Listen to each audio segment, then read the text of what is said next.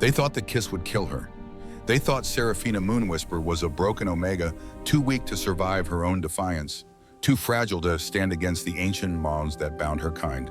The hundreds of wolves gathered in the Great Hall that My loyal night subjects, believed the they hour would of witness her reckoning is at destruction. hand. We shall Her rise and humiliation, claim our her destiny. final submission to a Please, fate you she must could not escape. reconsider. But It they is were done. wrong. There is King no Theron other way. Nightshade But I wasn't looking cannot for a bear perfect it. mate when her lips touched his. He was protecting The time her has from come. a monster. And in that desperate kiss, We march something at awakened dawn. between them that would shake the foundations of their world. This is their story. The Great Hall of the Obsidian Palace blazed with torchlight. 300 wolves filled the ancient chamber nobles in their finest silks, warriors with polished weapons at their sides, council members in ceremonial robes that whispered of power and tradition. The air hummed with anticipation, thick with the scent of pine smoke and expectation.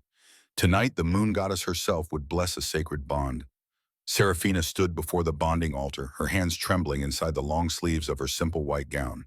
She was small, barely 5'3", with dark hair that fell in waves past her shoulders and eyes the color of storm clouds. 3 days ago, those eyes had burned with silver fire when Kalen Shadowthorn placed his mark upon her shoulder, the crescent moon brand that declared her his chosen mate. She had felt it then through the gift that made her different from other Omegas, through the empath ability that let her sense the truth beneath surface smiles and honeyed words. She had felt the darkness in his soul. Now, as the moon reached its zenith above the palace, that mark burned against her skin like a brand of ownership she never wanted. Around her, the assembled wolves waited in reverent silence. At the head of the hall, seated upon a throne of black stone, King Theron Nightshade watched with eyes like liquid silver. He had ruled for 333 years. Alone. Always alone. Seraphina's gaze flickered to him for just a moment. Even from across the vast chamber, she felt the weight of his attention. He was magnificent in his formal attire, all sharp angles and controlled power. Dark hair touching his shoulders, a face that could have been carved from granite. Beautiful and terrible, and utterly untouchable. She looked away quickly. Kalen stood beside her at the altar, golden-haired and handsome, dressed in silver ceremonial armor that caught the firelight. To everyone watching, he was perfection itself. The eldest son of House Shadowthorn. Wealthy, powerful, chosen by divine will to bond with an Omega who should have been grateful for such an honor. His hand found hers squeezing tight enough to bruise. "Smile," he whispered, his breath hot against her ear.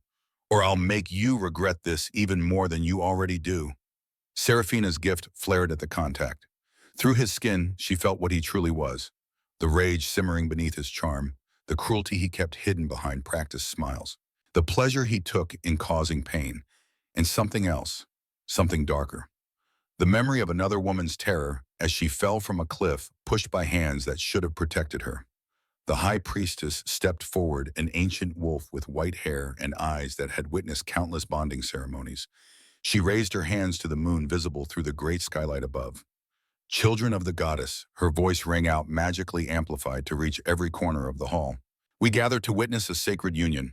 The moon goddess, in her infinite wisdom, has chosen these two souls to be bound. Lord Kalen Shadowthorn and Lady Seraphina Moonwhisper shall be joined under her blessed light." The wolves murmured their approval. This was how it had always been. The goddess chose. The chosen obeyed. To refuse was to spit in the face of divine will itself. The high priestess turned to Seraphina. "Do you, Seraphina Moonwhisper, accept the bond the goddess has decreed? Do you take Lord Kalen as your mate to honor and obey, to bind your soul to his for all the days of your life?" The words stuck in Seraphina's throat. She thought of Isabella Fairborn, Kalen's previous betrothed, the beautiful Omega who had died 2 weeks ago in what everyone called a tragic accident, a fall from the cliffs during an evening walk. But Seraphina knew the truth. She had found Isabella's body while gathering moonflowers in the forest, had touched the cold skin and been flooded with the dead woman's final moments. The vision had been so clear, so terrible. Kalen's hands on Isabella's shoulders, his voice cold and merciless. "You should have kept your mouth shut about what you found." The push, the fall, the awful moment of realization that the man chosen for her by the goddess was the one who would kill her. "Lady Seraphina," the high priestess's voice held a note of warning. "The goddess awaits your answer." 300 pairs of eyes bored into her. Kalen's grip on her hand tightened until bones ground together. "I cannot." The words fell into the silence like stones into still water. For a heartbeat, no one moved. No one breathed. Then the hall erupted. "What did she say?" someone shouted. "She's refusing the bond. Blasphemy! The high priestess stared at Seraphina with something between shock and pity. Child, you do not understand what you're saying. The goddess has chosen. I understand perfectly. Seraphina's voice shook, but she forced the words out. She pulled her hand from Kalen's grip, stepped back from the altar. I cannot bond with him. I will not. Kalen's face transformed. The charming mask shattered, replaced by something ugly and twisted. You dare to refuse me in front of everyone. From the crowd, Lord Malachar. Shadowthorn rose from his seat near the throne. Kalen's father was an imposing figure, silver-haired and cold-eyed, dressed in the black and silver of his house.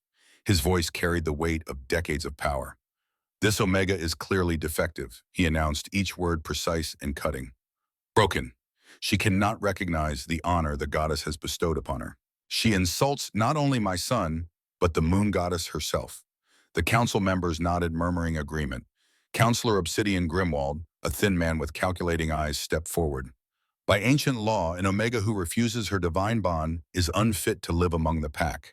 She has proven herself worthless, damaged beyond repair. The words rained down on Seraphina from all sides. Broken, defective, worthless, disgrace. She had heard these words before, whispered behind hands, muttered, when people thought she couldn't hear. Her empath gift made her different, strange. Omegas were supposed to be gentle and obedient, not blessed with abilities that let them see the darkness in others' hearts. But she had never heard the words shouted with such venom, had never stood before hundreds of her kind and been condemned by all of them at once. Kneel, Grimwald's command cracked like a whip. Kneel before your mate and beg his forgiveness.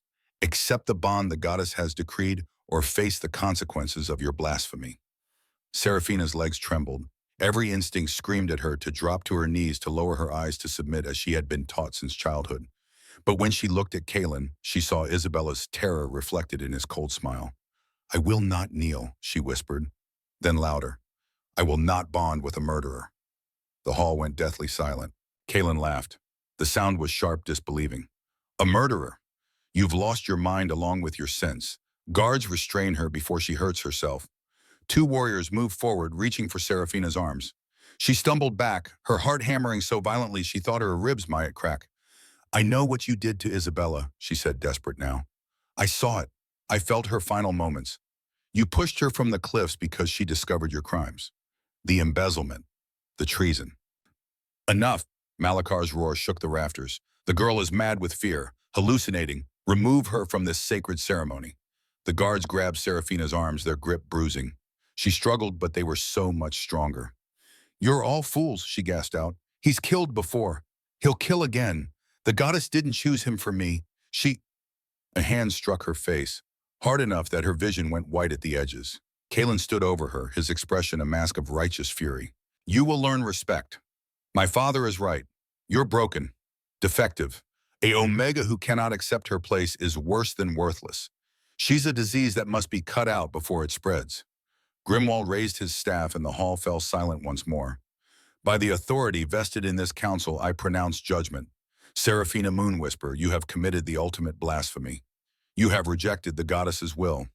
You have slandered a noble lord without proof. You have disrupted a sacred ceremony. He paused, letting the words sink in. The sentence is death.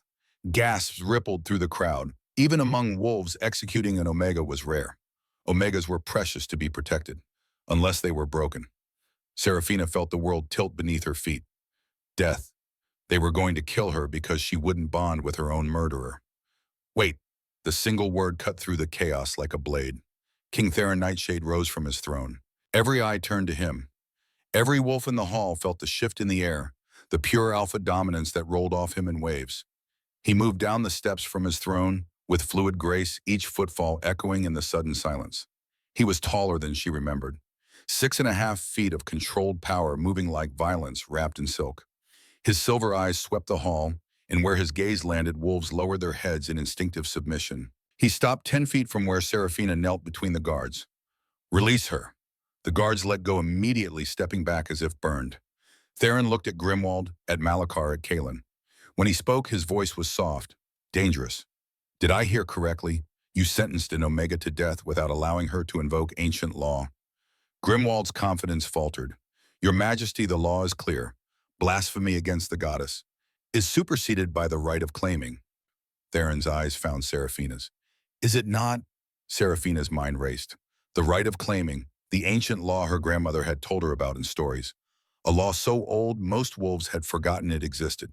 A kiss freely given before witnesses could forge a bond stronger than any moon-blessed match, could supersede any other claim. But to invoke it, she would have to kiss the king, touch him without permission, risk execution for that crime alone, unless he accepted. Theron took a step closer. His eyes never left hers, and in their silver depths she saw something that made her breath catch. A question. Do you trust me? Seraphina couldn't think. She surged to her feet and ran, not away, toward the king who had ruled alone for more than 3 centuries, toward the alpha whose dominance made the air itself tremble, toward the one wolf in this hall who might be strong enough to protect her from what was coming. She grabbed the front of his formal jacket rising on her toes, and she kissed him. It wasn't gentle, it wasn't romantic. It was pure desperation, survival instinct overriding every lesson in propriety she had ever learned. Her lips crashed against his clumsy and graceless and absolutely terrified. For one frozen heartbeat, Theron went absolutely still. Then his hand came up, steadying her waist, not pushing her away, supporting her. When Seraphina finally pulled back, gasping for air, her whole body shaking, she found herself staring into eyes like molten silver. I invoke the kiss of claiming, she whispered, her voice breaking. By ancient law, a kiss freely given before witnesses creates a bond that supersedes all others, even those decreed by the moon goddess herself. The words tumbled out, half-remembered from childhood stories. Tales of desperate wolves and impossible choices and laws so old even the councils had forgotten them. Theron's expression was unreadable. His hand remained on her waist, warm and solid and grounding. The entire hall held its breath. Then the Alpha King spoke 3 words that shattered everything. I accept the claim. His voice was soft, but it carried to every corner of the vast chamber.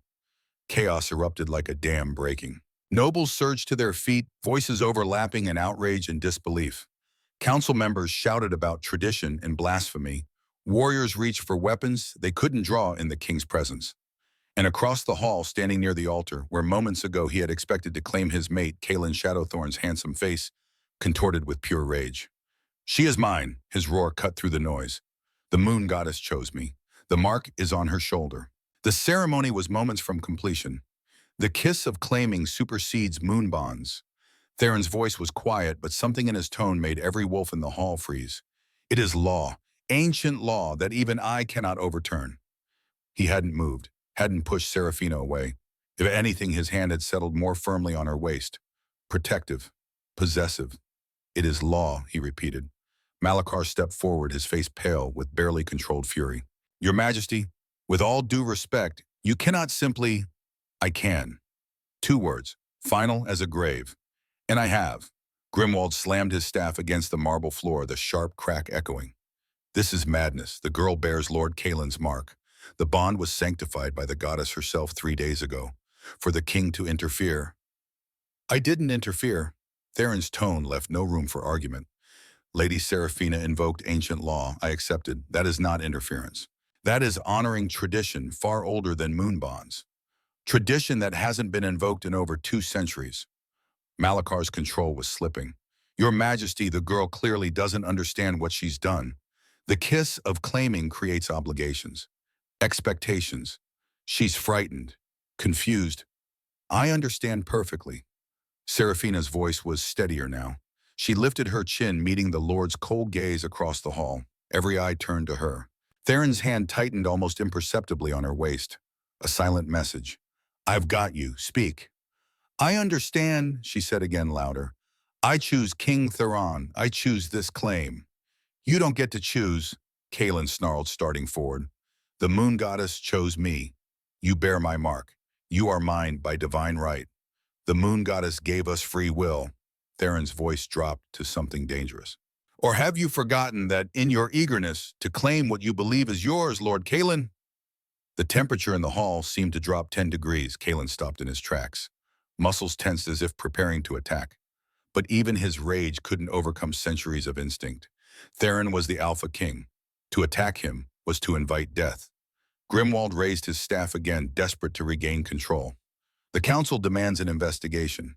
If Lady Seraphina used her empath abilities to manipulate the king's emotions to cloud his judgment, are you suggesting, Theron interrupted softly, that I am weak-minded enough to be manipulated by a terrified Omega? Of course not, Your Majesty. But then there is nothing to investigate. Theron's silver eyes swept the council members. The claiming kiss is valid. Lady Seraphina is under my protection.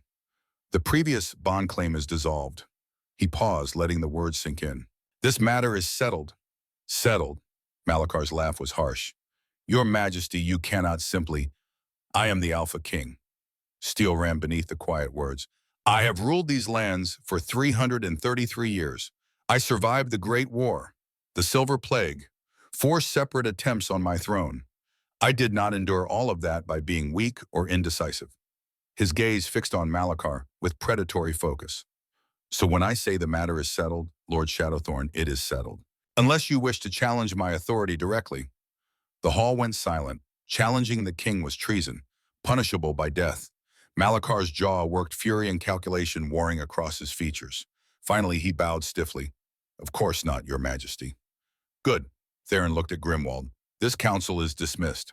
As the nobles began filing out in various states of outrage and whispered speculation, as council members gathered in furious clusters, as Kaelin stood frozen with barely contained violence, Seraphina allowed herself to truly look at the man who had just claimed her. King Theron Nightshade was younger looking than the stories suggested. His face was unlined, despite his centuries, all sharp angles and controlled strength. Dark hair touched his shoulders longer than was fashionable. And those eyes, silver like moonlight on water, ancient and knowing and utterly focused on her. Thank you, she whispered. Something flickered in his expression, almost like pain. Don't thank me yet, Lady Seraphina. You've just made an enemy of one of the most powerful houses in the kingdom. I know. Her voice dropped even lower. But he's worse than anyone realizes. Theron's eyes narrowed almost imperceptibly. Explain. Seraphina opened her mouth, then closed it. The hall was still clearing, dozens of ears still close enough to hear. She shook her head minutely. Theron understood immediately. He turned, offering her his arm with formal courtesy that belied the chaos of the last few minutes. Come, he said. We have much to discuss. As he led her through corridors she had never seen before, passages reserved for royalty, where even the air felt different, heavier with history and power. Seraphina's mind finally caught up with what she had done. She had kissed the Alpha King, the wolf who had ruled alone for more than 3 centuries, the most powerful alpha in all the territories, and he had accepted her claim. She was under his protection now. But for how long and at what cost? They emerged into a private study lined with ancient books and battle maps. Moonlight streamed through tall windows, painting everything in silver. The room smelled of old leather and pine smoke. Theron finally released her arm, moving to pour water from a crystal decanter. Sit, he said, gesturing to a cushioned chair near the fireplace. Before you collapse. Seraphina's legs chose that moment to remind her they existed.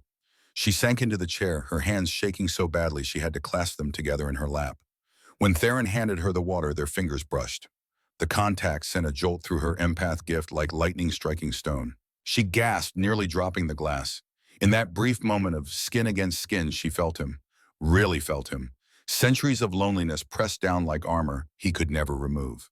Duty layered upon duty until the man beneath had almost forgotten how to exist without the weight. Curiosity warring with caution. And underneath it all, bone-deep exhaustion. He was so tired. Seraphina pulled back quickly, clutching the glass with both hands. I'm sorry. I didn't mean. You're an empath, not a question, a statement. She nodded slowly. I try not to use it, try not to invade people's privacy, but sometimes when there's direct contact, I can't help it. How much did you feel wrong? The gentleness in his voice surprised her. She had expected anger violation. Instead, he sounded almost curious. Enough, she whispered. Enough to know that you are very tired and very lonely. Theron pulled a chair opposite her, sitting with the unconscious grace of a predator. How did you know to invoke the claiming kiss? My grandmother told me stories when I was young, about the old laws, the ones that existed before the moon goddess formalized the bonding process. Seraphina took a sip of water, trying to steady her racing heart. She said there was a time when wolves chose their mates freely, when a kiss given in front of witnesses was more binding than any moon mark. Your grandmother was a wise woman. Theron leaned forward slightly, silver eyes intent. And she was right. The claiming kiss predates moon bonds by millennia. But Serafina, you need to understand what you've done, what we've done. I know it's caused problems. It's caused a political crisis. His voice remained gentle despite the words. House Shadowthorn is one of the most powerful families in the kingdom. They control half the military territories. Kalen was their heir and you were his moon-chosen mate. By accepting your claim, I've insulted them publicly. Made them look weak. Serafina's hands tightened on the glass. I can dissolve the claim. Tell them it was a mistake. Let Kalen know. The single word was absolute. That's not what I'm saying. He sat back, running a hand through his dark hair in a gesture that made him look suddenly younger. Less like an ancient king and more like a man dealing with an impossible situation. I'm saying that we need to be smart about this. Careful, because Kalen Shadowthorn will not let this go. He'll look for any way to invalidate the claim to prove you manipulated me to force its dissolution. Then I'll be ready, Serafina said, lifting her chin. I won't go back to him. I can't. Why, Brabanda? Theron's gaze sharpened. You mentioned murder, crimes. Explain. So she did. She told him about gathering moonflowers in the forest 2 weeks ago, about stumbling upon Isabella Fairborn's body at the base of the cliffs, about how her empath gift had activated when she touched the cooling skin flooding her with the dead woman's final moments. I saw him, Serafina whispered, her voice breaking. In Isabella's last thoughts, Kalen pushing her, watching her fall. I felt her confusion, her disbelief that the man chosen for her by the goddess would be the one to murder her. Theron had gone very still. Did you report this to whom? Serafina's laugh was bitter. Kalen is Lord Shadowthorn's heir, the council's favorite. Who would believe an empath's testimony over his word, especially when the official investigation ruled it an accident? I would believe you. The simple statement, spoken with such certainty, made her eyes burn with tears she refused to shed. Why, she asked. You don't know me. For all you know, I could be lying, making up stories to escape an unwanted match. You could be. Theron's silver eyes never left hers. But I don't think you are. How can you be sure? Call it instinct. Call it 3 centuries of reading people. Call it the fact that you're terrified of me discovering you're telling the truth, not terrified of me discovering you're lying. He leaned forward again and Serafina caught his scent properly for the first time. Cedar and night air, and something wild that made her wolf stir despite everything. Serafina, I need you to understand something. The claiming kiss is binding. But it's not a full mate bond, not yet. It's a promise, an intention. Under the old laws, it can be dissolved by mutual agreement within a lunar cycle if both parties wish it. Her heart sank. You want to dissolve it. I didn't say that. His voice was sharp. I'm giving you information, choices. Something it seems you've had precious few of lately. He paused, searching her face. I don't want to dissolve it. Not if it means Kalen can reclaim you. But you need to know what you've committed to. You've claimed the Alphaking. Every wolf in this kingdom will have an opinion about it. Every noble family will see it as political maneuvering. And Kalen will try to destroy me. Serafina finished the thought. Yes, I know. Then why risk it? Theron asked quietly. Why invoke the claiming kiss at all? You could have accepted execution. It would have been quicker than what's coming. Serafina met his ancient gaze steadily. Because I refuse to let him win. Because Isabella deserves justice. Because if I die, he'll just move on to his next victim. She took a shaky breath, and because when I looked at you, I saw something I didn't see in anyone else in that hall. What? A chance, maybe the only one I'll ever get. Something shifted in Theron's expression. Respect, perhaps. He stood, offering his hand. Come, I'll show you to your chambers. You'll stay in the royal wing under my personal protection. When Serafina took his hand, the empath contact flared again. But this time, underneath the duty and loneliness, she felt something else. Determination. He was going to help her. Really help her. Theron, she said as they walked through quiet corridors lit by moonlight. Why are you doing this? You could have refused the claim. Let the council sort it out. Why risk your relationship with House Shadowthorn for someone you don't even know? He was quiet for so long, she thought he wouldn't answer. Then softly, because 333 years is a long time to watch wolves be forced into bonds they don't want. A long time to see the damage it causes, the lives it destroys. He glanced at her. And because when you kissed me, I felt something I haven't felt in decades. What? Hope. His voice was barely a whisper. Hope that maybe, just maybe, something could change. They stopped outside an ornate door guarded by two of Theron's personal warriors. He instructed them that absolutely no one was to enter without his direct permission. Then he turned to Seraphina. Rest. Tomorrow we'll begin gathering evidence against Kaelin. Together. Together, Seraphina repeated the word, feeling strange and wonderful in her mouth. As she stepped into the lavish chambers, she turned back. Thank you for believing me, for protecting me, for accepting a desperate kiss from a terrified Omega who had nowhere else to run. Theron's lips quirked in something that wasn't quite a smile. You're welcome, Seraphina. Sleep well.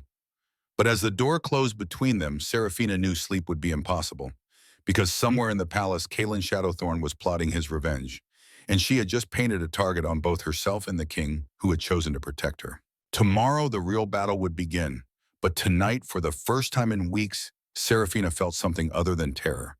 She felt hope, and in the darkness of her borrowed chambers, she touched her fingers to her lips, remembering the moment everything changed. The kiss that saved her life. The kiss that bound her to a king. The kiss that would either destroy them both or forge them into something stronger than any bond the moon goddess had ever decreed. Only time would tell which. Dawn came too quickly. Seraphina stood before the mirror in her borrowed chambers, barely recognizing the woman staring back.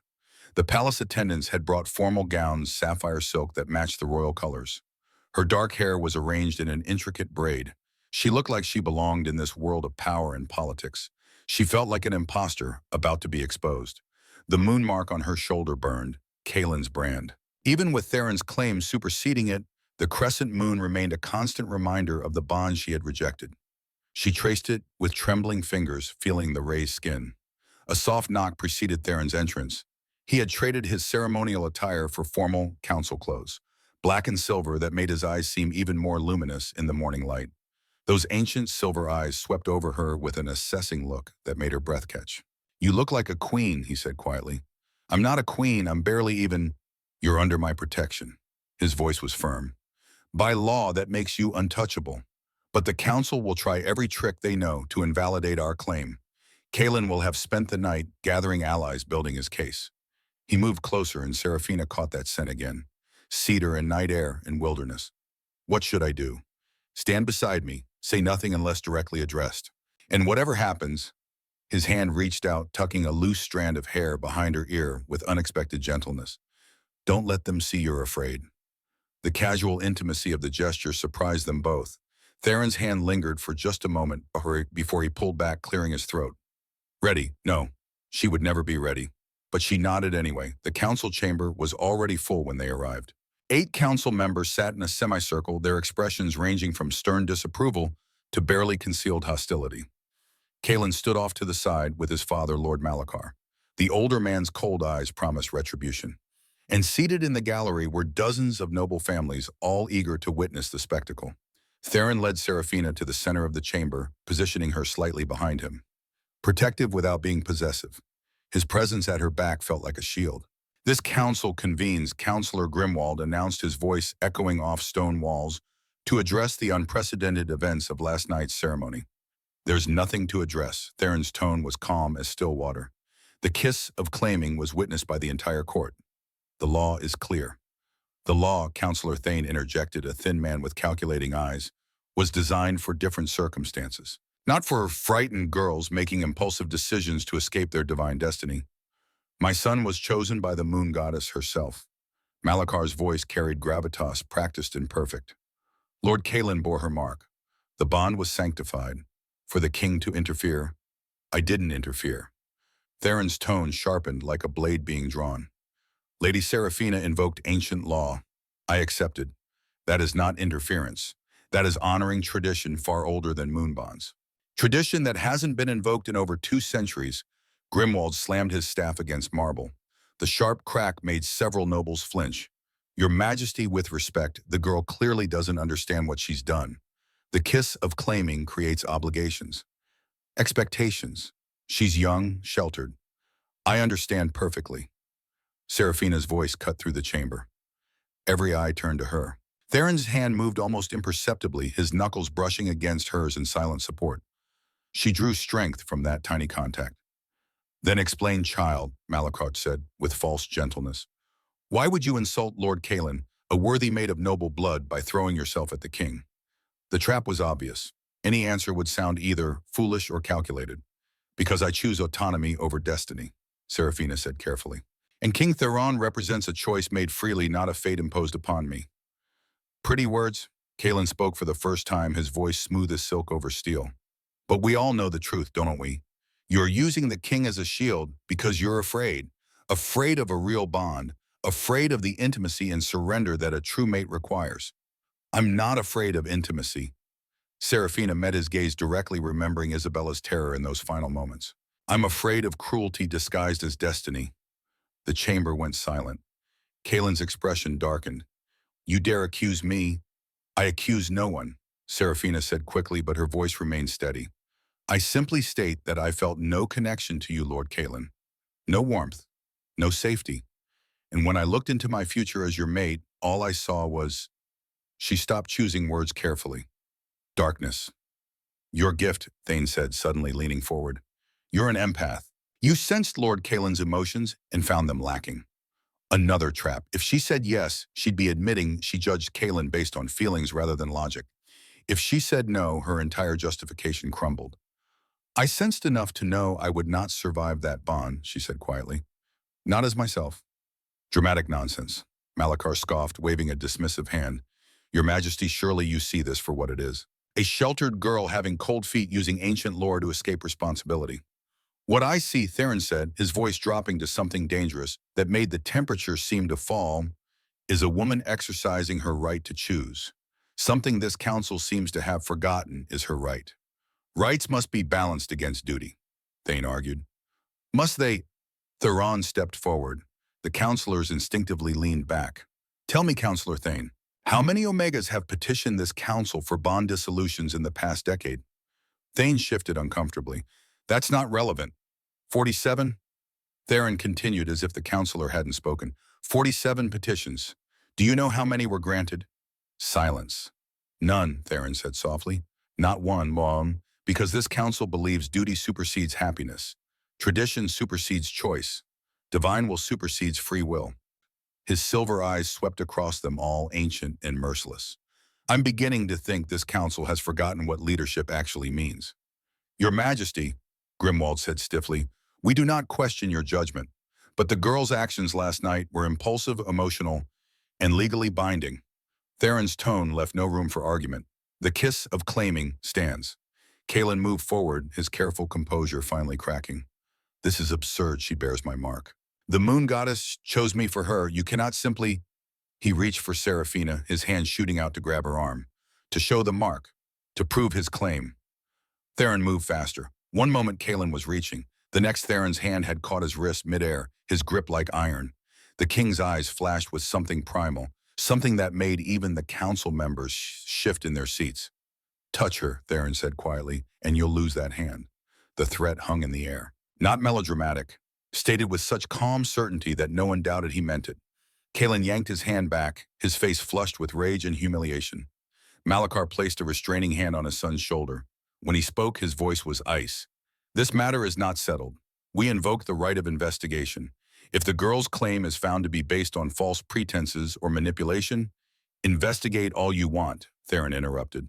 You'll find nothing but a woman exercising her legal rights. He turned to Seraphina, his voice softening. Come. We're done here. As they left the council chamber, Seraphina felt Kalen's gaze boring into her back. Cold, calculating, promising retribution. But she also felt Theron's hand steady at the small of her back, a reminder she wasn't alone. That went better than expected, Theron murmured once they were in the corridor. He threatened you. Seraphina's voice shook slightly. I know. Theron's jaw tightened. And now I know he's desperate. Desperate people make mistakes. Or they get dangerous. That too. He glanced at her, something warm flickering in those ancient eyes. Which is why you're not leaving my sight until we figure out exactly what Kalen Shadowthorn is hiding. They walked through palace gardens where early morning light turned dew to diamonds on rose petals. Other nobles passed their stares sharp as knives. Whispers followed in their wake. The broken Omega and the lonely king. What a scandal. A woman stepped into their path. Beautiful with golden hair and eyes like amber. She wore a gown of deep crimson cut to emphasize curves and confidence. Lysandra Starweaver, one of the highest-ranking beta females in the kingdom. and someone who had clearly expected to become queen. Your Majesty, her curtsy was perfect, but her smile didn't reach her eyes. And Lady Seraphina, how unexpected to see you still here. Lady Lysandra, Theron's tone was polite but cold. Then, is there something you need? Only to offer my congratulations. Lysandra's gaze raked over Seraphina like she was evaluating livestock. Though I must confess I'm surprised. I didn't realize the king's tastes ran toward broken things. The insult landed like a slap. Seraphina felt her cheeks burn, but before she could respond, Theron stepped between them. Careful, Lady Lysandra. His voice was soft, lethal. You're dangerously close to insulting someone under my personal protection. I meant no offense, Your Majesty. Lysandra's smile turned sharp. I'm merely concerned. Surely you can see that this girl is using you.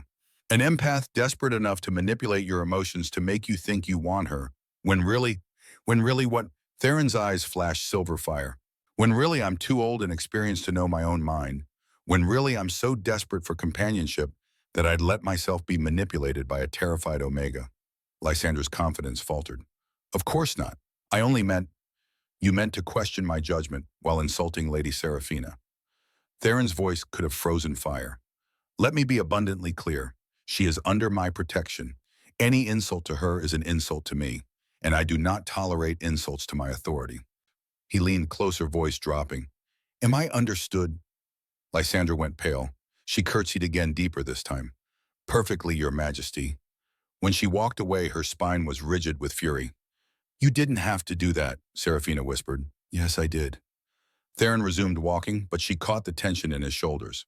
Lysandra Starweaver is ambitious and calculating. She expected to become queen when I finally chose a mate. Your claim threatens those ambitions.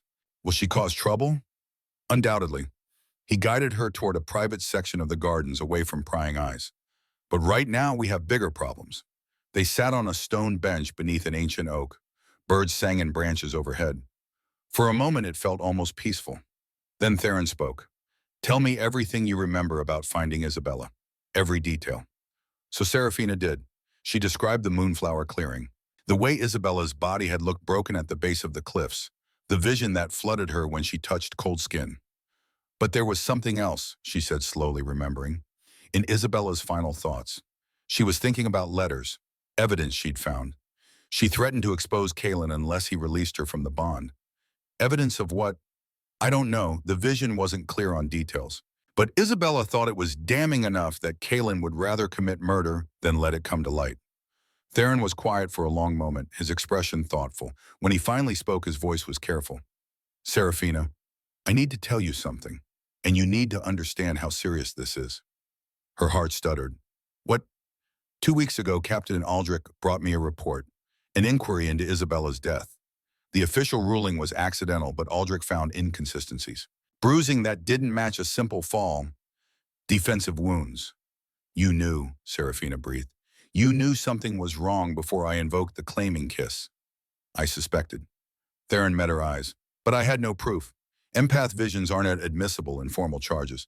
And investigating a High Lord's son without evidence would have caused exactly the kind of political crisis we're dealing with now. So when I kissed you, I saw an opportunity. He didn't look away, didn't try to soften it. A legitimate reason to keep you safe while we investigate. To protect you from a man I suspected was dangerous. Seraphina should have felt used, manipulated, but all she felt was a strange warmth in her chest. You believed me, she whispered. Before you even knew me, you believed something was wrong.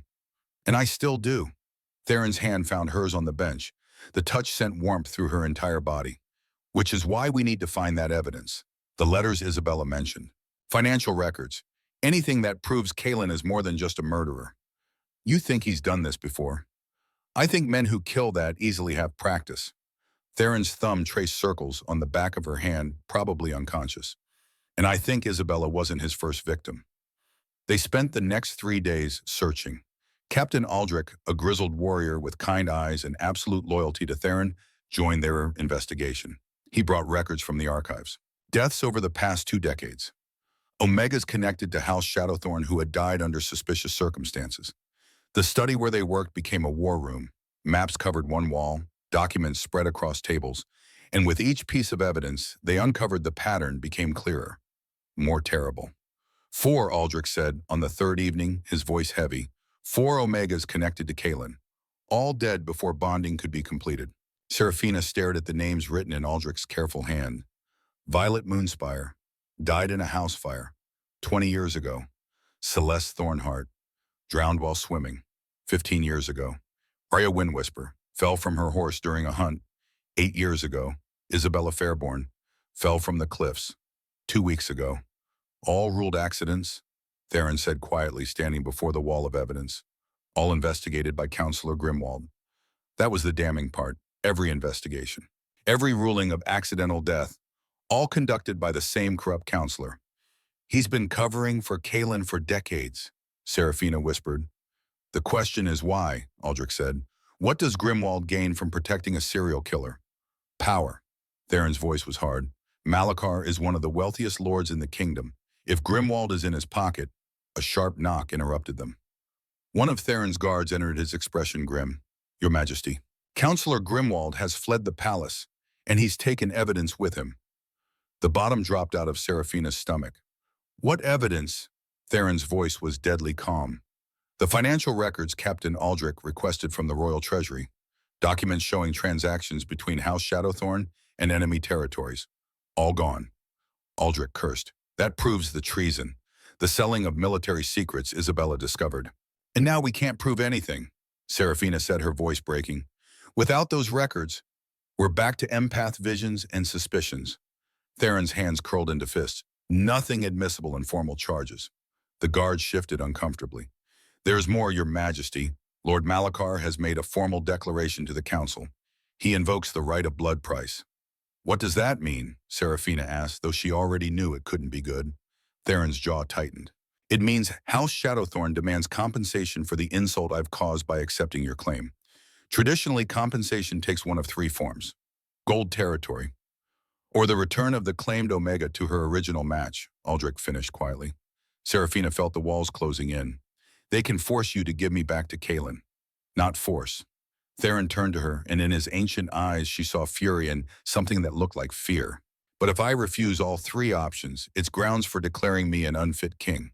The council would fracture. Half the kingdom would side with Shadowthorn. We'd have civil war. Then give them gold, territory, whatever they want. Malachar won't accept. Theron's voice was bitter. This isn't about compensation, it's about humiliation. About proving that even the Alphaking can't protect you. There's a 4th option, the guard said reluctantly. Lord Kalen has issued a formal challenge. Trial by combat, for the right to reclaim his mate. The words landed like stones in deep water. Trial by combat, the oldest, most brutal form of justice among wolves. 2 fighters, 1 arena. Battle until submission, incapacitation, or death. Winner takes all. Winslow. Theron's voice was flat. Tomorrow night, full moon. The guard swallowed hard. If you refuse, Your Majesty, they'll claim you're unfit to hold your claim on Lady Serafina. The kiss of claiming will be dissolved, and Kalen's original bond will be reinstated by default. Meaning if Theron didn't fight, Serafina would be handed back to a murderer. And if he fought and lost, she'd be handed to a murderer over his corpse. Tell them I accept, Theron said quietly. No. Serafina grabbed his arm. You can't. Kalen is young fast. And I have survived 333 years of battles. Theron's hand covered hers. I'm not losing you, Serafina. But as the guard left and Aldrich began planning strategy, Serafina felt terror wrap around her heart. Because tomorrow night, under a full moon, one of them would die. And she couldn't bear to lose either herself or the king who had become something more than just her protector. The moon hung heavy in the night sky. Tomorrow it would witness blood. Serafina found Theron in the training courtyard long after midnight.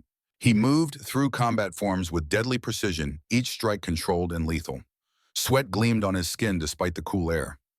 A reminder that beneath the king's diplomacy lived a warrior who had survived centuries of war. You should be resting, she said softly. He didn't stop moving, didn't break the rhythm of his practice. I've rested enough. Theron. He finally stopped, turning to face her. His chest heaved. Silver eyes blazed in the moonlight. He's younger than me, Theron said between breaths. Faster, trained specifically for combat, while I've spent decades in council chambers managing politics. Another strike against invisible enemies. The odds aren't in my favor. Then don't fight. Serafina moved closer. Dissolve the claim. Let me face Kalen alone. I'll find another way to... No. The single word was absolute. He crossed to her and she saw it then, not just determination, desperation. You're not going back to him, Theron said. Not while I breathe. That's exactly what I'm afraid of. Her voice broke. That you'll stop breathing because of me. I'm not going to. You don't know that. I do. His hands came up, cupping her face with a gentleness that stole her breath. Because losing means you die, and I won't let that happen. The raw honesty in his voice made her eyes burn with tears. Why, she whispered. Why risk everything for someone you barely know? Because you're not just someone. His thumbs traced her cheekbones. You're the first person in centuries who looked at me and saw past the crown. Who touched me and felt the truth I hide from everyone else. His voice roughened with emotion. Because when you kissed me desperate and terrified, something in me woke up. Something I thought had died long ago. What? Serafina's hands came up to cover his. Hope. The word was barely a whisper. Hope that maybe I could have something beyond duty. Beyond obligation. His forehead touched hers. That maybe I could choose something. Someone. For myself. Through her empath gifts, Serafina felt the truth of his words. The loneliness that had shaped him for centuries. The bone-deep exhaustion of always being the king, never just Theron. The desperate yearning for connection he'd buried so deep he'd almost forgotten it existed. Until she'd kissed him. I'm scared, she admitted. Of losing you. Of what happens if Kalen wins. Of... Her voice broke. Of how much I've come to care about you in just 3 days. 3 days. Theron's lips curved in something between a smile and a grimace. Such a short time to turn a world upside down. Is that what I've done? Completely. His thumb traced her bottom lip, and she felt him tremble. The Alphaking who swore he'd never take a mate, who spent centuries alone, who convinced himself he didn't need anyone. He pulled back enough to meet her eyes. And then you ran into my hall and kissed me like I was your last hope. You were. I know. His expression softened. But Serafina, you became mine too, my hope. My reason to fight tomorrow night with everything I have. She reached up her fingers, threading through his dark hair, pulling him closer. Then promise me something. Anything. Survive. Her voice trembled. Come back to me. Because I don't want this to end before it begins. It won't. The certainty in his voice steadied her. I've survived 3 centuries of battles, Serafina. I'm not losing to an arrogant boy who thinks power means brutality. He'll fight dirty. I'm counting on it. Theron's smile was sharp. Dirty fighters are predictable. They rely on tricks because they lack true skill. And you have true skill. I have 333 years of experience. His head lowered until their lips nearly touched. And I have something Kalen will never have. What? The word was barely a breath. A reason to win that goes beyond pride. Then he kissed her. Not the desperate survival kiss from the hall, not a gentle exploration. This was claiming. Passionate. Real. A kiss that tasted of promise and fear, and something that felt dangerously close to love. When they finally broke apart, both breathing hard, Theron rested his forehead against hers. Whatever happens tomorrow, he whispered, know this, you saved me before I saved you. How pushing, by reminding me what it feels like to want something beyond duty. His arms tightened around her. By making me remember I'm not just a king. His voice dropped even lower. I'm a man, and this man is choosing you. Tomorrow. Always. Serafina buried her face in his chest, feeling his heartbeat strong and steady. Then fight like hell to keep me. I will. His lips pressed against her hair. I promise you, Serafina, I will. But as the full moon rose higher, casting silver light across the courtyard, both of them knew that promises and determination might not be enough. Tomorrow only one would leave the arena alive, and Kalen Shadowthorn had never lost a fight. The combat arena was ancient, a circle of white stone that had witnessed countless battles under countless moons.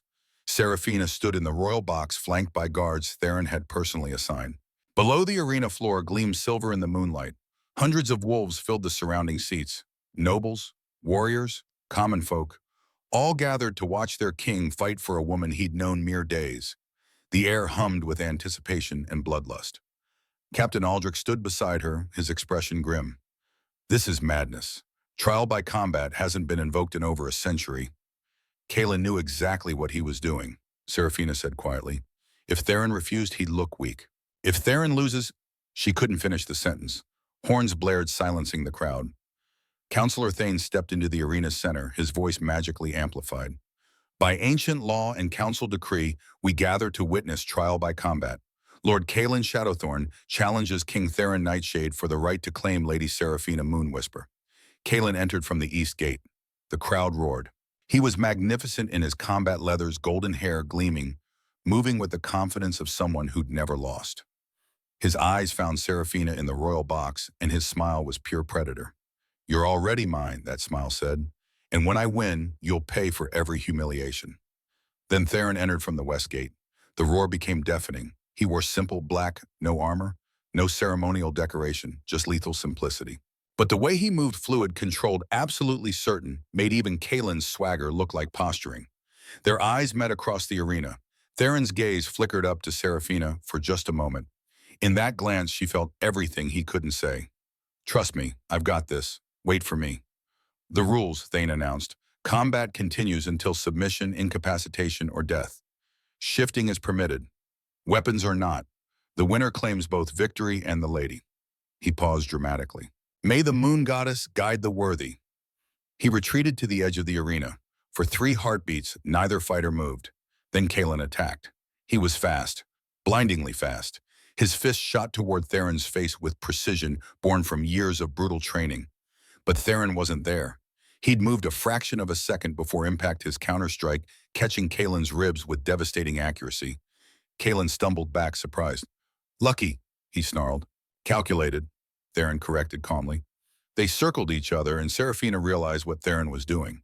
He was analyzing, cataloging every movement, every tell. 3 centuries of perfect memory meant he only needed to seed a pattern once to counter it forever. Kaelin lunged again. This time Theron let him connect. A glancing blow to his shoulder that looked worse than it was. The crowd gasped. Kaelin's smile widened. "You're old, Theron. Slow. This will be easier than I thought." But Seraphina saw the truth through her empath gift even at a distance. Theron had taken that hit deliberately, learning Kaelin's strength, his preferred angles. Every strike was data, every exchange a lesson. He was hunting. The fight intensified. Kaelin shifted partially, claws extending, going for Theron's throat. But Theron shifted too fast or smoother. Suddenly, they were 2 apex predators colliding in a blur of silver and black. The crowd screamed, bloodlust rising with the moon. Kaelin fought like a berserker, all rage and power and brutal efficiency, but Theron fought like time itself. Patient, inevitable, wearing his opponent down with calculated precision. Minutes stretched into eternity. Blood-spattered white stone. Both fighters were wounded now. Kaelin's face bore deep claw marks. Theron's shoulder bled from a vicious bite. But Theron was winning. Seraphina could see it. The way Kaelin's attacks became more desperate, more wild. The way his breathing grew ragged while Theron's remained controlled. Then Kaelin made his mistake. He went for a killing blow, overextending, leaving his left side exposed for a fraction of a second. Theron's claws found the opening, tearing through muscle and sinew. Kaelin screamed. Blood sprayed silver stone. "Yield," Theron commanded, his voice carrying across the arena. "Never." Kaelin lunged again despite his injury. This time Theron caught him mid-strike. His hand closed around Kaelin's throat, lifting the younger wolf off his feet. The message was clear. "I could end you right now. Easily." "Yield," Theron repeated, "or I finish this." Kaelin's eyes darted to his father in the stands, to the council members watching in shock, to Seraphina, and through her gift, even at a distance, she felt his emotions. Not just rage, fear, raw, desperate fear that he was about to die. But something else too, calculation. Even now he was planning. "I yield," Kaelin gasped. The arena erupted into chaos, some cheering, others protesting. But Theron's eyes found only Seraphina. He'd won. He'd survived. Then Kaelin moved. It happened so fast. The blade appearing from nowhere, small and wickedly sharp, poison gleaming on its edge. He struck as Theron released him, the blade sliding between ribs with practiced precision. Theron's eyes went wide, shocked. He looked down at the blade protruding from his side, at the poison already spreading black veins across his skin. "Cheater," he said softly. Then he collapsed. "No." Seraphina's scream tore from her throat. She was running before she knew it, guards trying to stop her failing. She hit the arena floor and ran to where Theron had fallen. Blood pooled beneath him. So much blood. "Theron." She dropped to her knees beside him, her hands going to the wound. No, no, no, please. His silver eyes found hers, struggling to focus. Seraphina, he whispered. Run. Then his eyes closed, and the Alpha King who had survived 333 years went still. Seraphina felt her world shatter, felt her empath gift explode outward in a wave of raw grief and rage that made every wolf in the arena stagger. Above her, Kalen laughed. The king is dead, he announced, which means the claim is void. And you, my dear Omega, are mine again. Hands grabbed Seraphina's arms, Kalen's guards, pulling her away from Theron's body. No. She struggled, but they were so much stronger. Let me go. Take her to Shadowthorn Keep, Kalen ordered, wiping blood from his face. It's time my mate learned her place. As they dragged her from the arena, Seraphina looked back at Theron's still form. The king who had protected her, who had believed her, who had kissed her like she was his last hope, dead because of her. The last thing she saw before they threw her into the carriage was Lysandra Starweaver standing beside Malachar, smiling. And Seraphina understood. This had been planned all along. She'd been a fool to think she could win. The dungeons of Shadowthorn Keep smelled of blood and despair. Seraphina hung from chains bolted to stone walls, her wrists raw and bleeding. The silver in the metal burned against her skin, preventing her wolf from surfacing, preventing escape. 3 days had passed since Kalen's blade had pierced Theron's heart. 3 days since the Alpha King had fallen in the arena, his silver eyes going dark as life left his body. 3 days of hell. The door creaked open. Torchlight spilled across damp stone. Kalen entered pristine in his house colors despite the bruises still healing on his face. Behind him came his father, Lord Malachar, moving with the confidence of a man who had just won everything. Good morning, my dear mate, Kalen said, his voice a mockery of tenderness. I trust you slept well. Seraphina didn't answer. Couldn't. Her throat was raw from screaming the first night when they'd used heated silver to burn away Theron's claiming mark. The skin on her shoulder was blistered, oozing. But the mark remained faint and scarred, refusing to fully disappear. Even in death, Theron protected her. Malachar stepped closer, studying her with clinical interest. Remarkable. 3 days of silver poisoning and she still hasn't broken. Most Omegas would be begging by now. She's not most Omegas, Kalen said, trailing a finger down her cheek. Seraphina flinched away. That's what makes her so valuable. Indeed, Malachar's cold eyes gleamed. Tell me, girl, do you know why you survived Isabella's fate? Why my son didn't simply push you off a cliff like the others? Seraphina's gaze snapped to his face. He smiled. Ah, yes. We know you discovered the truth about Isabella, about Violet and Celeste and Arya, all those inconvenient Omegas who asked too many questions or threatened to expose secrets. He circled her like a predator evaluating prey. But you, Seraphina Moonwhisper, are different. Because I have empath abilities. Her voice came out as a rasp. Because you have ancient blood. The words hung in the fetid air. Malachar pulled a worn book from his coat. Ancient leather binding pages yellowed with age. Your grandmother was very careful to hide it, changed her name, moved to the outer territories, raised her children in obscurity. He opened the book to a marked page. But I found the records, the lineage that traces back to the moon goddess's first children, the original Omegas who walked beside the first Alphas. Seraphina's blood ran cold. When the moon mark appeared on you, Malachar continued, I had my suspicions. Ancient bloodlines often manifest unique gifts. Your empath ability isn't common. It's divine. His smile was cruel. And when you absorbed poison from the king during the combat to save his life, you confirmed it. I didn't. Oh, but you did. Kalen laughed. We were watching. Saw how the silver spread from Theron to you when you touched him. Saw how you pulled it into yourself. He leaned close, breath hot against her ear. Only ancient Omegas can purify toxins through contact. Malachar closed the book with a sharp snap, which is why you're far too valuable to simply kill. When you bond with Kalen, when your bloodlines combine, the child you produce will be extraordinary, powerful beyond measure. I'll never bond with him, Seraphina spat. I'd rather die. You don't have that option anymore. Malachar's voice turned icy. The king is dead. Your protector is ash and memory. And every wolf in this kingdom believes you manipulated him with your empath tricks. No one is coming to save you. The words were meant to break her. And oh, how they hurt. Because Theron was dead, she'd felt it. Felt his heart stop beneath her hands. Felt the life drain from those ancient silver eyes that had looked at her with such warmth. He had died protecting her. And now she was alone. 3 more days, Malachar said, turning toward the door. Three days to let the silver weaken her resistance. Then we'll perform the bonding ritual whether she consents or not. What about Lysandra? Kaelin asked. She's getting impatient. Lady Starweaver will be compensated for her assistance. Malakar's smile was thin. Once you're bonded and the Omega is pregnant, you can take as many mistresses as you please. Lysandra will make an excellent one. They left their laughter echoing off stone walls. Seraphina sagged in her chains, tears finally breaking free. She'd been strong for 3 days. Hadn't cried, hadn't begged. But now alone in the darkness, grief crashed over her like a tidal wave. Theron was dead. The king who had believed her, protected her, kissed her like she was his salvation. Gone. A soft sound made her look up. In the corner of the cell, partially hidden by shadow, someone moved. Who's there? Seraphina's voice cracked. A young woman crawled forward into the dim light.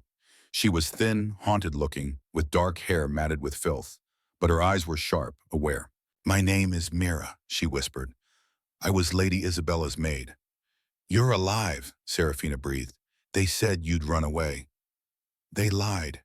Mira's voice was barely audible. "Lord Malakar's men took me the night Isabella died.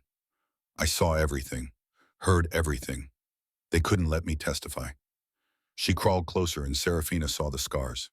Burns, cuts, evidence of torture far worse than what Seraphina had endured. "They tried to break me," Mira continued. "Tried to make me forget what I saw.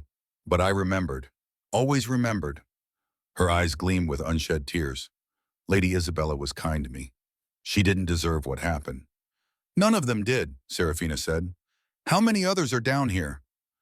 "Just us now, the others who knew too much." Mira's voice broke. "They didn't survive."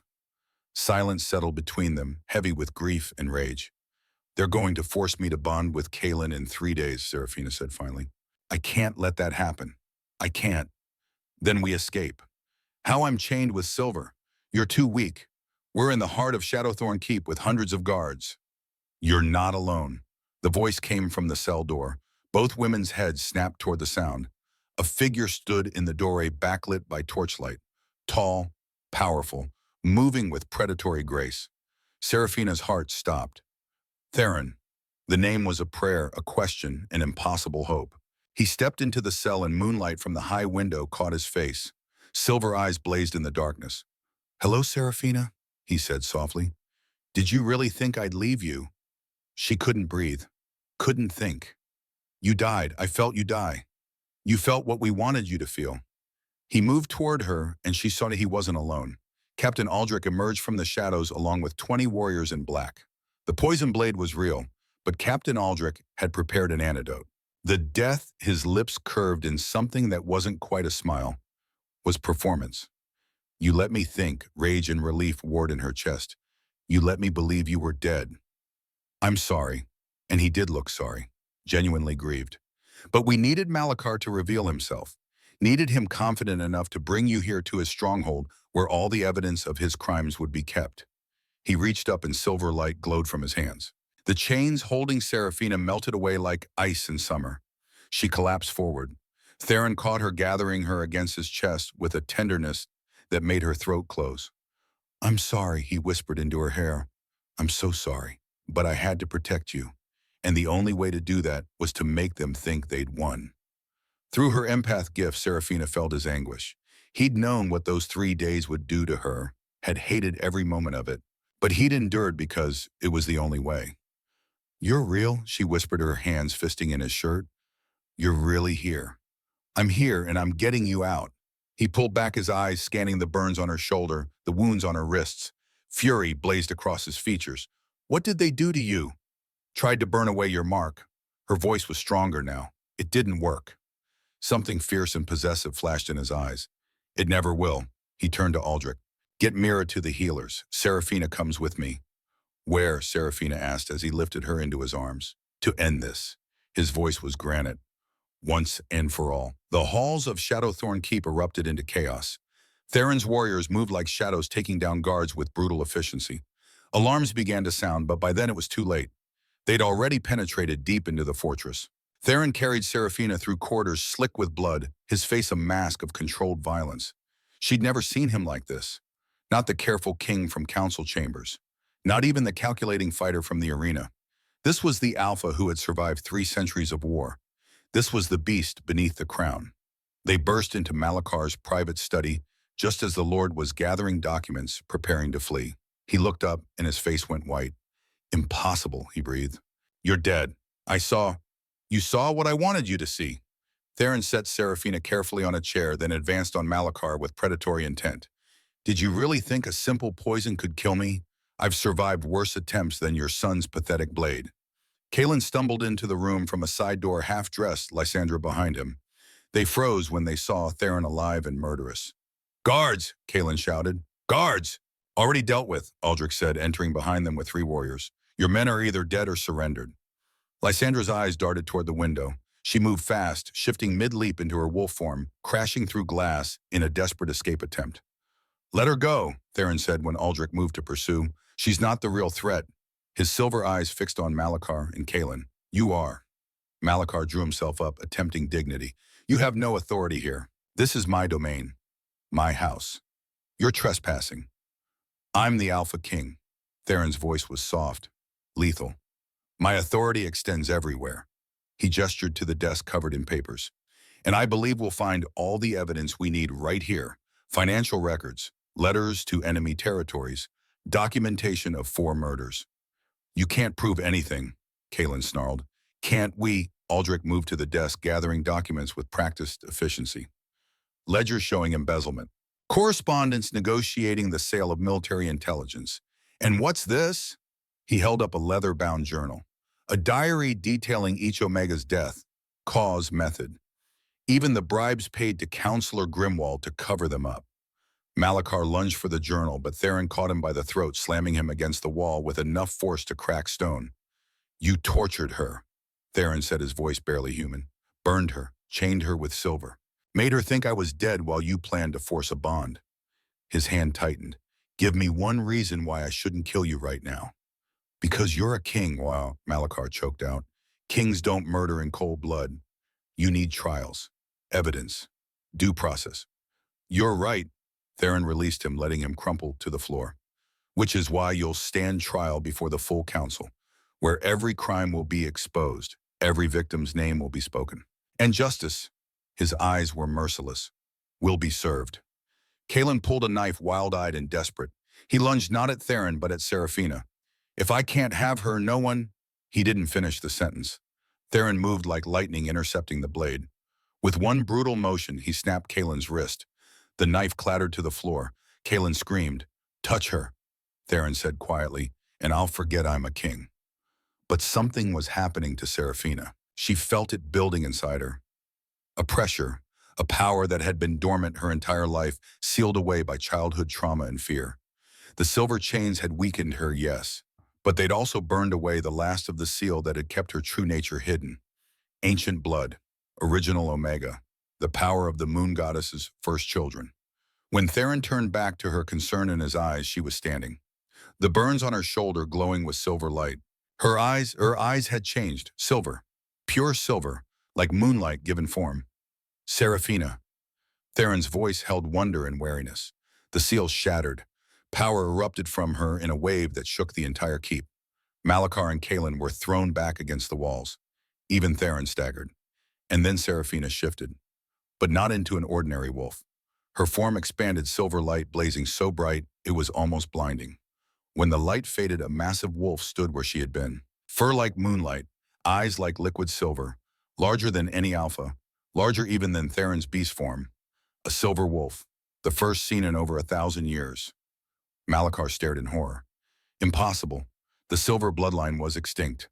Power beyond anything you can imagine, a voice said. But it wasn't Seraphina speaking. It was older, vast, divine. The temperature dropped. Frost formed on the windows. And in the center of the room, moonlight coalesced into a form, translucent, beautiful, terrible. The moon goddess herself.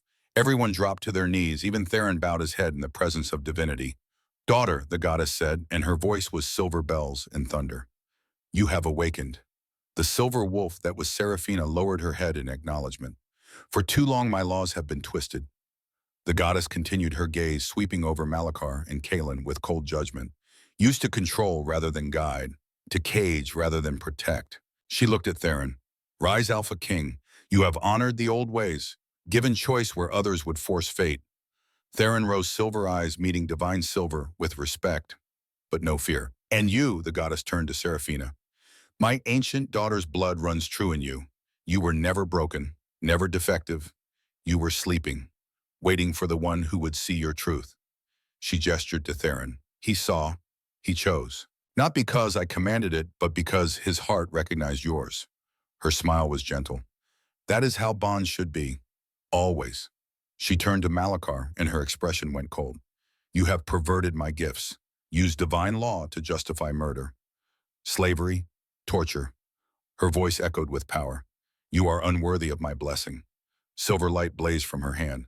Malachar screamed as the moon goddess's mark burned away from his soul, severing him from the pack, bonds that gave wolves their strength. You will stand trial as a human, she decreed, powerless, as you made so many others feel. Kaelin scrambled backward. Please, I was only following. You were killing innocents and enjoying it. The goddess's judgment was absolute. You too shall be severed. Face justice with the same mortality you inflicted on others. Light blazed again. Kaelin's scream echoed through the keep.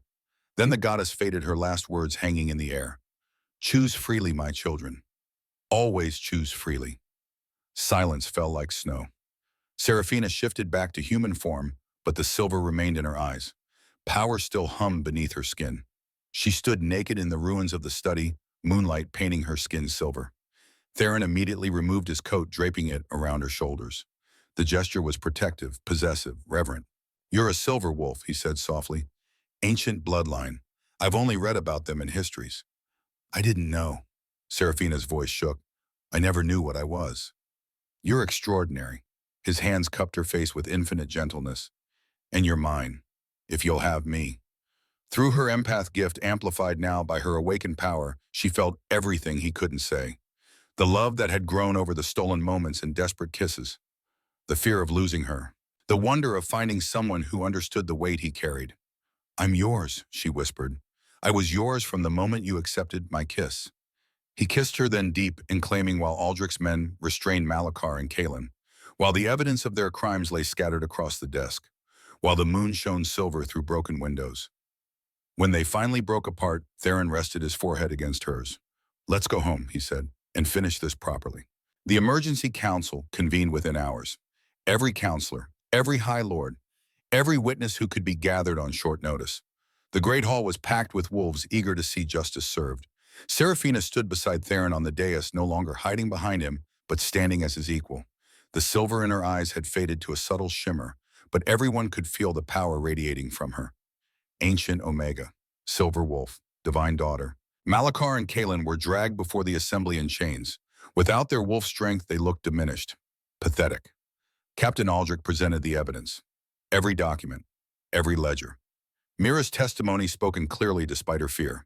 The journal detailing 4 murders in Kaelin's own hand. Violet Moonspire, Aldrich read, age 23, discovered my embezzlement, fire made to look accidental. Counselor Grimwald paid 3,000 gold to rule it accident. He continued through each name, each crime, each bribe. The hall grew quieter with each revelation. Nobles who had supported House Shadowthorn looked sick. Isabella Fairborn, Aldrich finished, age 24, threatened to expose sale of military secrets. Pushed from cliffs. Counselor Grimwald paid 5,000 gold. Where is Grimwald? Someone shouted. Fled, Theron said, but Captain Aldrich's men are hunting him. He will be found, and he will face justice. He turned to the assembly, his voice ringing with authority. For 3 centuries I have ruled you. I have made mistakes, failed to see corruption festering in my own council. But I see it now. His hand found Seraphina's, their fingers intertwining. This Omega, this silver wolf showed me what I had been blind to. The cruelty hidden beneath divine law. The suffering we've allowed in the name of tradition. The moon goddess herself appeared, he continued. She declared that bonds should be chosen, not forced, that her laws have been perverted. And I agree. Murmurs rippled through the hall. Effective immediately, I decree the following: no Omega shall be forced into a bond against their will. Moon marks can be refused without penalty. An empath testimony will be considered valid evidence in all trials. The hall erupted into chaos. Some cheered, others protested. Theron's alpha dominance rolled out in a wave silencing everyone. I am the Alpha King, he said quietly, and I have spoken. He turned to Malachar. You have been found guilty of conspiracy, murder, treason, and torture. The sentence is death. Malachar's face went white. You have been found guilty of 4 counts of murder, conspiracy, treason, and attempted murder of your king. The sentence is death. Please, Kalen begged, though. I was following my father's orders. I didn't. You kept a journal, Theron interrupted coldly. You documented each kill with pride. There is no mercy for you. He gestured to the guards. Take them. Execution at dawn. As they dragged the condemned away, Theron turned back to the assembly. There is one more matter. His voice softened as he looked at Seraphina. Lady Seraphina Moonwhisper invoked the ancient kiss of claiming. I accepted. That bond stands blessed by the moon goddess herself. He took her hand, raising it high. But more than that, I choose her. Not because law demands it, not because fate decreed it, but because she is brave, strong, compassionate, everything a queen should be. Silver light glowed between their joined hands. I claim Seraphina Moonwhisper as my mate, my Luna, my queen. The hall exploded into cheers. Theron pulled a silver crown from where Aldrich held it. Simple, elegant, ancient. He placed it on Seraphina's head while 500 wolves watched. Long live the Silver Queen, someone shouted. The cry was taken up by hundreds of voices. Long live King Theron, long live Queen Seraphina. Seraphina felt tears streaming down her face. Not from sorrow, from vindication, from the overwhelming rightness of this moment. Those who had called her broken now bowed. Those who had mocked her now cheered, and the king who had protected her now claimed her before all witnesses. Not as property, but as an equal, as his choice. When Theron kissed her, the hall erupted again. And through their joined hands, through the bond forming between them, Seraphina felt his love wrap around her heart like a promise. Forever, 6 months later, spring had come to the Obsidian Palace. Gardens bloomed with flowers that hadn't grown in decades. Reforms were spreading across the kingdom like wildfire. Omegas petitioning to dissolve forced bonds. New counselors replacing those corrupted by Malachar's gold. Empath children being trained instead of hidden. Change. Finally. Seraphina stood in the private gardens, her hand resting on the small swell of her belly. She wore a simple gown of silver and white, her dark hair loose around her shoulders. The crown felt natural now, a symbol of the power she'd always had, but finally learned to wield. There you are. Theron's voice was warm. He crossed the garden and wrapped his arms around her from behind his hands, covering hers on her stomach. How is our little one today? Active. Seraphina leaned back into his embrace. I think he or she is going to be a handful. With our combined stubbornness, absolutely. His lips found her neck, placing gentle kisses along her mark, the claiming mark he'd given her properly in a ceremony of their choosing. But we'll manage. Through their bond fully formed now deeper than any moon mark could ever be, she felt his contentment, his peace. For the first time in 3 centuries, Theron was truly happy. Mira sent word, Seraphina said. The Omega School is almost complete. She'll be the headmistress teaching young empaths to control their gifts. She's come far from the terrified maid we found in that cell. We all have. Seraphina turned in his arms, looking up at him. 6 months ago, I was running from a forced bond. Now I'm a queen, a silver wolf, carrying the next generation of ancient blood. Scared? Theron asked gently. Terrified. She smiled, but also hopeful. Our child will grow up in a kingdom where bonds are chosen, where Omegas have rights, where being different is celebrated, not condemned. A kingdom you helped create. He kissed her forehead. My brave, beautiful queen. Our kingdom, she corrected. We built this together. Together, he agreed, then, softer always together. They stood in the garden as evening fell, the moon rising silver and full. Soon the palace would fill with guests for another celebration. Another reformed law to announce. Another step toward the world they were creating. But for this moment, they were simply Theron and Seraphina. Not king and queen. Not ancient Alpha and Silver Wolf. Just 2 people who had chosen each other when fate would have torn them apart. Do you ever regret it? Seraphina asked quietly. That desperate kiss in the great hall. Everything that came after. Theron's silver eyes softened with love, not for a single second. He placed his hand over her heart, feeling it beat strong and steady. You saved me long before I saved you, remember. We saved each other. Yes. His lips curved in a smile that transformed his entire face, making him look young, despite his centuries. We did. The moon shone down on them, blessing what had begun with desperation and bloomed into love. In the distance, wolves howled in celebration. New life, new laws, new hope. And in the garden, the Silver Queen and her chosen king stood together, their child growing beneath her heart, their future bright with promise. The kiss that had been meant to save her had done so much more. It had saved them both. It had changed a kingdom, and it had proven what the moon goddess herself had declared. Love chosen freely is the strongest bond of all. Far to the north, in a tavern, where criminals gathered, a figure in a dark hood nursed a drink and listened to talk of the Silver Queen, of the reformed laws, of House Shadowthorn's fall. Counselor Grimwald smiled beneath his hood. The king thought he'd won, thought justice had been served, but Grimwald had more secrets than anyone knew. More allies, more plans. The game wasn't over. It had only just begun. But that, as they say, is a story for another time. For now, in the Obsidian Palace, as Seraphina and Theron prepared for the evening celebration, as their child grew strong and healthy, as their kingdom flourished under their joint rule, all was peace. All was joy. All was as the moon goddess intended. A love story written not in the stars but in choices, in courage, in the desperate kiss of a terrified Omega and the ancient king who saw her truth. And they lived as all the best stories promise, happily ever after. The end. 1 year later, the nursery was filled with silver moonlight. Seraphina sat in the rocking chair, cradling a tiny bundle wrapped in soft blankets. Their daughter, had her father's silver eyes and her mother's dark hair. And when she made small fists and yawned, everyone who saw her said the same thing. This child would change the world. Theron stood by the window watching the moon. When he turned, his expression held such tenderness it made Seraphina's breath catch even now. "She's perfect," he said softly, crossing to them all. "She is." Seraphina looked down at her sleeping daughter.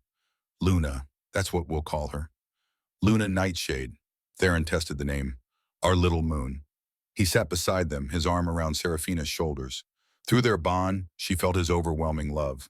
For her, for their daughter, for the life they'd built together. "I never thought I'd have this," he whispered.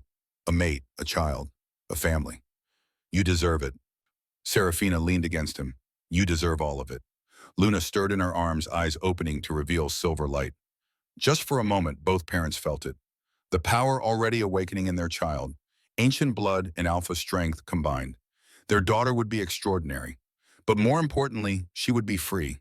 Free to choose her own path, her own mate, her own destiny, just as her parents had chosen each other. Outside, the moon shone bright and full, blessing the family it had brought together through desperate circumstances and forged through love. And in the nursery of the Obsidian Palace, the Silver Queen and the Alpha King held their sleeping daughter and knew that no matter what challenges came, they would face them together. Always together. Forever chosen.